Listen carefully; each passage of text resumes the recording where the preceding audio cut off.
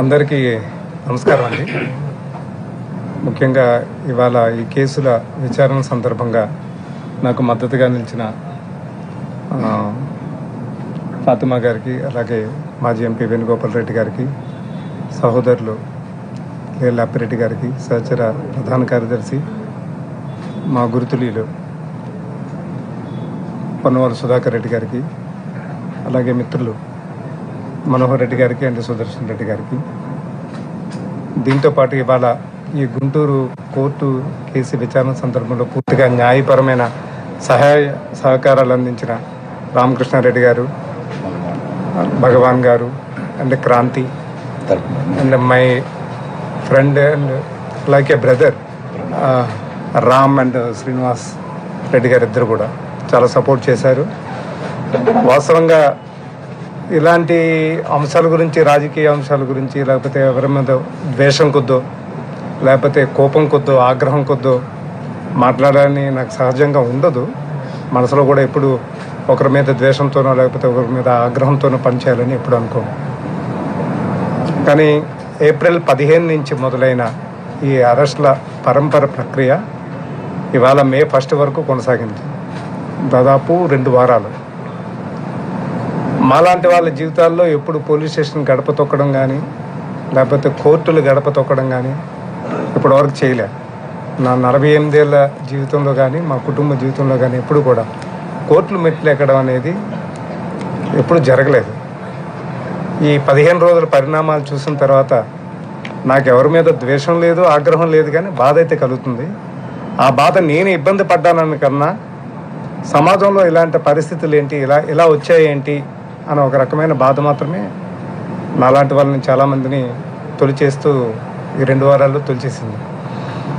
వాస్తవంగా కోర్టులో వాదనలు విన్నప్పుడు కూడా పొన్నవాళ్ళు గారు నా తరపున అన్ని సందర్భాల్లో చాలా గట్టిగా వాదించినప్పుడు కూడా ప్రభుత్వం వైపు నుంచి వస్తున్న అభియోగాలు మాత్రం తీవ్రమైన ఆందోళన కలిగించాయి.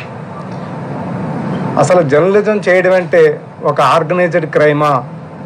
సో ఈ రకంగా కూడా జర్నలిజాన్ని చూడొచ్చా అనే భావన నాకు తొలిసారిగా కలిగింది ఆ వాదన విన్న తర్వాత.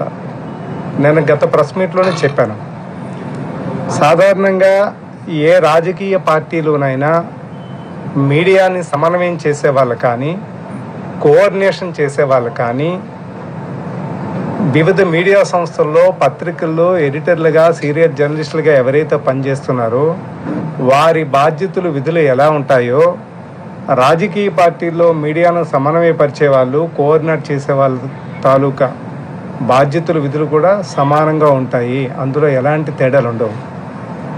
రాజ్యాంగం ప్రకారం ఒక మీడియాకి ఏ రకంగా పనిచేయడానికి అవకాశం వచ్చిందో అలాగే రాజకీయ పార్టీలో ఉన్న మీడియా కోఆర్డినేటర్లు, మీడియా సమన్వయకర్తలు, మీడియాను చూసే బాధ్యులు ఎవరైతే ఉంటారో వాళ్ళకు కూడా అవే రకమైన హక్కులు ఉంటాయి. మేము ఎప్పుడు కూడా ఈ లైన్ను దాటి పని చేయలేదు. అలా పని చేయమని మమ్మల్ని ఎవరిని ప్రోత్సహించరు. అసలు గడిచిన 26 సంవత్సరాల మా జర్నలిజంలో మేము ఎప్పుడు కూడా ఆ లైన్ దాటి ఈ రకంగా పనిచేసే పరిస్థితి కూడా మాకు ఇప్పుడు కలగలే. కానీ కోర్టులో వాదనలు చూసిన తర్వాత ఒక సిండికేట్ అనటం, ఒక మాఫియా అనటం, లేకపోతే ఒక ఆర్గనైజ్డ్ క్రైమ్ అనటం చాలా ఆశ్చర్యం కలిగించింది, చాలా ఆవేదన కలిగించింది. నిజంగా ఇలాంటి వాదనని మనం బలపరుచుకుంటూ పోతే మాలాంటి వాళ్ళని ఇట్లా ఇబ్బంది పెట్టడానికి అదే రకమైన ఎత్తుగడిని, వాదనని తీసుకుని ఉంటే దానికి ఒక రకమైన నేరేషన్ ఇచ్చి దాన్ని ప్రభుత్వం వైపు నుంచో లేకపోతే ఇతరత్ర వ్యవస్థల మీద నుంచో దాన్ని ఒక పెద్ద భూతంలా చూపించడమో లేకపోతే ఒక దుష్ప్రచారానికి వాడుకోవడమో చేస్తే భవిష్యత్తులో కూడా ఏ మీడియా సంస్థ కూడా, ఏ పత్రిక, టీవీ కూడా పనిచేయలేదండి. ఎవరు కూడా సిమిలర్ వర్క్లు ఉంటాయి. సాధారణంగా ఒక మీడియా సంస్థలో ఎడిటర్ కానీ, జర్నలిస్ట్ కానీ పనిచేసినప్పుడు ఏం చేస్తారు? ఆ రోజు వార్తలు ఏమున్నాయి, కథనాలు ఏమున్నాయి, ఎక్కడెక్కడ ఏమేమి జరిగింది, ఏ వార్తలకు ప్రాధాన్యత ఇవ్వాలి, ఆ వార్తలకు ఆధారాలు ఉన్నాయా లేవా, దాన్ని బట్టి ప్రయారిటైజ్ చేసుకుని వార్తలు ఇస్తుంటారు. ఇది అందరికీ, మీడియా మిత్రులందరికీ తెలిసిందే, ప్రజల్లో కూడా చాలామందికి అవగాహన ఉన్నదే. అలాగే పొలిటికల్ పార్టీలో ఉన్న మీడియా విభాగాలను చూసే బాధ్యులు కానీ, ఎవరైనా కానీ ఇవాళ సమాజంలో ఏం జరుగుతున్నాయి, రాష్ట్రంలో ప్రజా సమస్యలు ఏమున్నాయి, ఆ సమస్యలను చెప్పడానికి అవసరమైన ఆధారాలు ఉన్నాయా లేవా, సరైన సమాచార సేకరణ జరిగిందా లేదా, నియోజకవర్గాల్లో ఎమ్మెల్యేల నుంచి లేకపోతే పార్లమెంట్లో పనిచేస్తున్న పెద్దలు ఎంపీల దగ్గర నుంచి కూడా దానికి సంబంధించిన సమాచారం సేకరించుకోవడం, ఆధార రూపకంగా వాటిని చూపించడమే మా బాధ్యత. ఇదే ఇప్పుడు జరిగేది ఇదే, ఇందులో పెద్ద తేడా ఏం లేదు. కానీ మేము చేసిన దాన్ని ఒక మాఫియా లాగా, లేకపోతే ఒక సిండికేట్ లాగా, ఒక ఆర్గనైజ్డ్ క్రైమ్ లాగా చూపించడం అనేది చాలా ఆశ్చర్యం కలిగిస్తుంది, ఆందోళన కలిగిస్తుంది. సో ఎవరినో విమర్శించడానికి, ఎవరినో ద్వేషించడానికి ఈ మాట అనట్లేదు. కానీ మీడియా స్వేచ్ఛ మీద, రాజకీయ పార్టీలకు రాజ్యాంగపరమైన హక్కులు ఏవైతే ఉన్నాయో ఆ రాజకీయ పార్టీలు తమ కార్యకలాపాలను స్వేచ్ఛగా నిర్వహించే హక్కులను హరించడం అనేది జరుగుతుందనేది ఒక జర్నలిస్ట్గా, ఒక పార్టీకి జనరల్ సెక్రటరీగా నా ఆవేదన. నేను గత ప్రెస్ మీట్లోనే చెప్పాను, మాలాంటి వాళ్ళు ప్రజాస్వామ్య ప్రక్రియలో పాల్గొనడం అనేది చాలా అరుదు. ఎక్కడో విజయనగరం, శ్రీకాకుళం, విశాఖపట్నం 3 జిల్లాల నుంచి ఒక వ్యక్తి జర్నలిజం లాంటి రంగంలోకి రావటం, అక్కడి నుంచి సబ్ ఎడిటర్ నుంచి ఒక సీనియర్ సబ్ ఎడిటర్, ఒక సీనియర్ పొజిషన్కి వెళ్ళడమే చాలా కష్టం. అలాంటి పరిస్థితుల్లో సాక్షిలో నేను చేరిన తర్వాత అంచెలంచెలుగా ఆర్గనైజేషన్ మా పనితీరుని మెచ్చుకోవచ్చు, లేకపోతే మా అంకిత భావాన్ని చూడవచ్చు, లేకపోతే ఏదైనా కావచ్చు, లేకపోతే మాలాంటి వాళ్ళని ప్రోత్సహించాలని ఒక మంచి గుణం కావచ్చు. ఒక పెద్ద స్థాయికి వెళ్ళాం. అక్కడి నుంచి గౌరవ్ జగన్మోహన్ రెడ్డి గారి ప్రోత్సాహంతో ఒక పార్టీకి ప్రధాన కార్యదర్శిగా నియమించడం అనేది ఒక గొప్ప అవకాశం, మాకు అదృష్టం. ఇలాంటి అవకాశం మాలాంటి వాళ్ళకి చాలా అరుదుగా లభిస్తూ ఉంటుంది. మీరు ఒక్కసారి పార్టీ ప్రధాన కార్యదర్శులుగా ఈ 3 జిల్లాల నుంచి ఎవరైనా పనిచేస్తారా? ఎవరైనా వెనుకబాటు జిల్లాల నుంచి ఒక జర్నలిస్ట్గా పనిచేసి ఈ రకంగా ప్రమోట్ అయ్యి ఈ రకమైన ప్రోత్సాహాన్ని అందుకున్న వాళ్ళు ఎవరైనా ఉన్నారంటే లేరని నేను ఖచ్చితంగా చెప్తాను. సో గౌరవ్ జగన్మోహన్ రెడ్డి గారి ఆత్మీయత కావచ్చు, ఆయన అభిమానం కావచ్చు, మమ్మల్ని ఈ స్థానానికి తీసుకొచ్చారు. మా పనిని మేము ఎప్పుడు రాజ్యాంగబద్ధంగానే చేస్తాం. ఆ లైన్ దాటి ఎప్పుడు చేయం. ఈ మాటలు ఎవరినో కోపంతోనో లేకపోతే ద్వేషంతోనో అంటున్న మాటలు కావు. మేము నిరంతరం కూడా మా లిమిట్స్కి లోబడే మేము పనిచేస్తాం. మీకు ఎవరికైనా క్లారిటీ కావాలంటే ఆ క్లారిటీ ఇవ్వడానికి మేము చాలా ఎప్పుడు కూడా అందుబాటులో ఉంటాం. ఎల్లవేళలో కూడా సమాచారంతో మేము చాలా అందుబాటులో ఉంటాం. అంతే తప్ప ఈ రకమైన కేసులు మా మీద పెట్టి ఈ రకంగా మమ్మల్ని ఇబ్బంది పెట్టడం అనేది చాలా బాధాకరంగా ఉంది.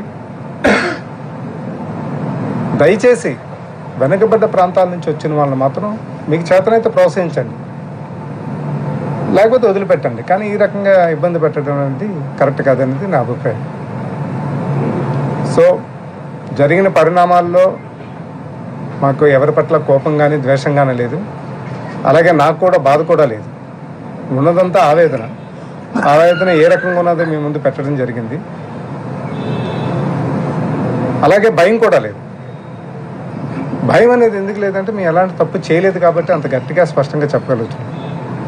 రానున్న రోజుల్లో ప్రజల గొంతుగ్గా ఎవరైతే పార్టీ తాలూకు ఒక వ్యవస్థ విధానం ఉందో, ప్రజల గొంతుగ్గా నిలబడే పార్టీ విభాగాలు ఏవైతే ఉన్నాయో అవి చక్కగా పనిచేయటానికి, అవి చక్కగా తమ గొంతును వినిపించడానికి, ప్రజా సమస్యలను వెలికి తీయటానికి, మరింత బలంగా పార్టీ వారిని వినిపించడానికి అవసరమైన సహాయ సహకారాలు పూర్తిగా కూడా మా వైపు నుంచి వస్తాయి. మరింత చురుగ్గా పనిచేస్తాం.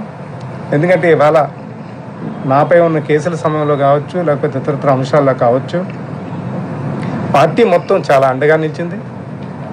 ఒక సొంత సోదరుడిలాగా ప్రతి ఒక్కరు కూడా పార్టీ పై స్థాయి నుంచి కింద స్థాయి వరకు కూడా ప్రతి ఒక్కరు కూడా అనుక్షణం కాపాడుకున్నారు, మద్దతుగా నిలిచారు, భరోసాగా ఇచ్చారు, ఎంతో ధైర్యాన్ని ఇచ్చారు.